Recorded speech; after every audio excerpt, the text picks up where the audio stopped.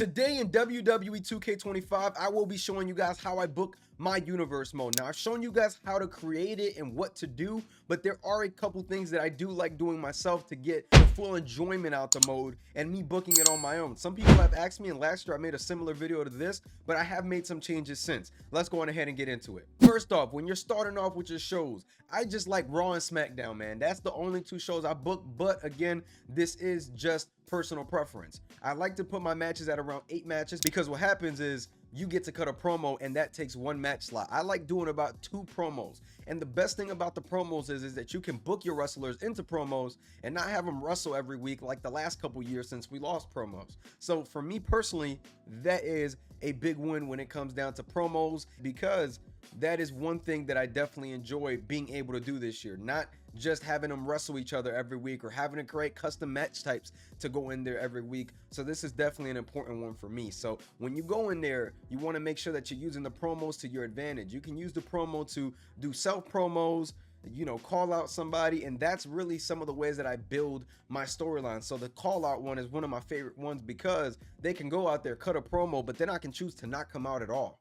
So it's one of those things where you can use that to book the matches and kind of get the wrestlers to be mad. Obviously in kayfabe, there's not much you can do in the game to make that a thing, but again, you can do that, and you can choose the option to not come out and the wrestler leaves the ring, and now it leaves it in suspense for another week. So there's different little things here and there that you can do to make the universe mode a little bit better, and it all comes down to the choices that you have within the promos. So that's definitely one thing that I definitely want you guys using if you guys are, you know, big universe mode fans. The promos, as anticlimactic as they are, I think that they allow you to do a lot more things that we haven't had in the past, and that right there is most definitely one of them when you're able to choose the options that you want with the promos. Now everybody asks me how many stories or rivalries am I running. So first off, I don't use the rivalry system. I try to keep track of my own rivalries, but I try to do a rivalry for every champion, and sometimes I just let the champions just do their thing. Like usually I use the United States champion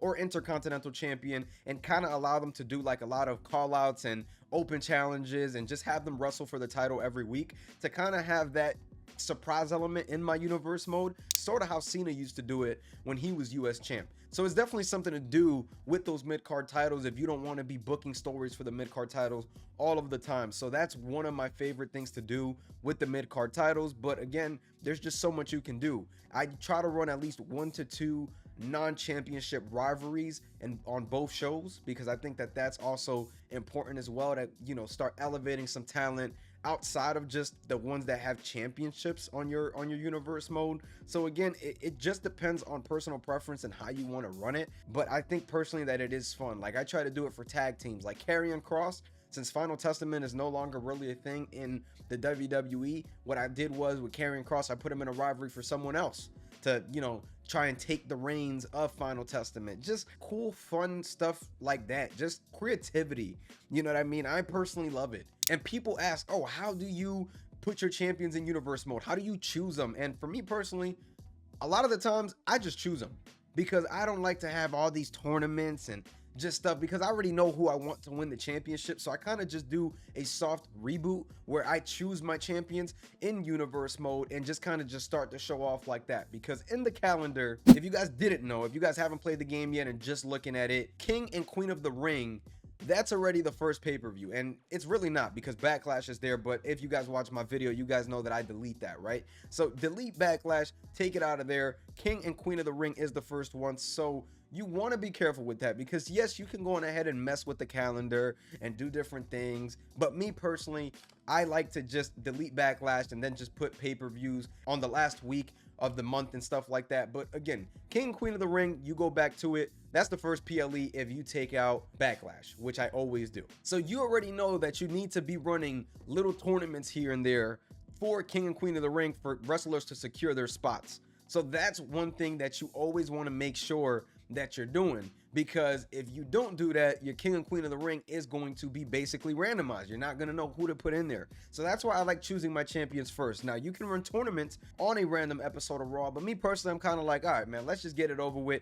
I already know who I want to win, so I'm not even going to waste my time with that. But I understand that other people are different and they like doing AI matches, which again, you can do that, but I'm more focused on getting the contestants for King and Queen of the Ring during my first couple weeks of Raw and SmackDown. That's just the cards you're dealt with.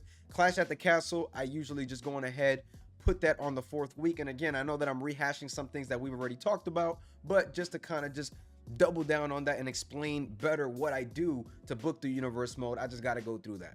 And when booking my universe mode, I'm not a huge fan of tag team matches, so no, I'm not gonna have 2 tag team divisions, which is the women and the men. What I'm gonna do is I am going to go in there and delete the women tag titles and switch it out for the women's mid-card title, which is the US and the Intercontinental title. So make sure y'all going ahead and do that if you guys want to book that way, because me personally, man, I am not a fan of the women's tag titles. I just feel like there's not enough tag divisions. And one thing that may be unpopular with a lot of you guys is for the men's tag titles, I'll be honest, the way I book that, I kind of let them go brand to brand, just cross brand it. I only do one. And that's something that, again, personal preference. But for me, again, I hate booking tag team matches in a game. I don't know why, because it's actually much better nowadays, but I just dislike it. I'd rather just go show to show and have tag champs, you know, kind of share the titles between brands, because again, I feel like I don't even have that many tag teams I would like to play within the game anyway, so I would rather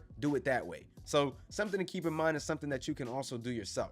Now, I've gotten questions about the match tables and how I use my match tables, and I got news for y'all. I don't. But I will further explain the match tables here in this video, just so you guys have some sort of idea of how to use them. Now, match tables, I feel personally that they are unnecessary if you are booking your own matches. If you're good at booking the matches and you're good at doing what you're doing, there's no reason to even edit this at all. But personally, like, if you don't like the triple threat tornado tag, that's the chances. You have a 2% chance at that happening. Then you have a limit. Do you want it to happen more than once? Do you just want it to be unlimited? For example, the one-on-one is unlimited. Do you want a bunch of championship ones? Again, it's all accustomed to what you like to do. These are all regular matches. If you want a different match type, you can choose that. You can choose the special guest referee, false count anywhere match. So if I go on ahead and put the special guest referee match to, you know, go in there and be unlimited, I can put the chances of the special guest ref match to go up to 100.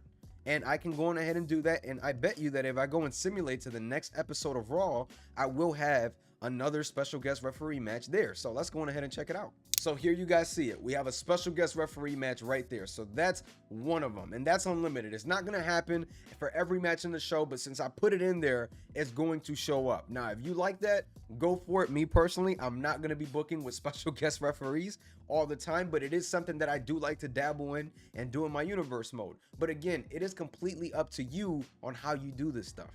It all comes down to special preference at the end of the day with how you book your universe modes. You want to use promos, you want to use cutscenes. I use a lot of cutscenes to book my rivalries, obviously, because there's only one way to do it. Use your paybacks, low blows. You know what I'm saying? You got the ref bump now if you've unlocked that.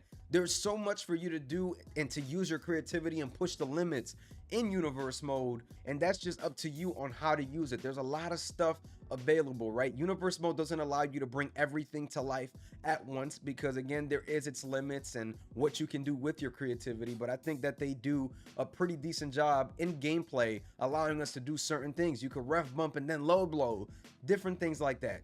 Personally, I think that that's, you know, some of the fun parts of booking universe mode and knowing what you're doing with the gameplay and just, again, staying creative.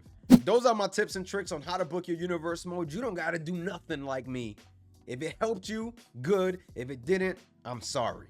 Make sure you guys like, comment, and subscribe. If you guys did enjoy the video, make sure to stay tuned for the next one. I'm going to catch y'all. Peace.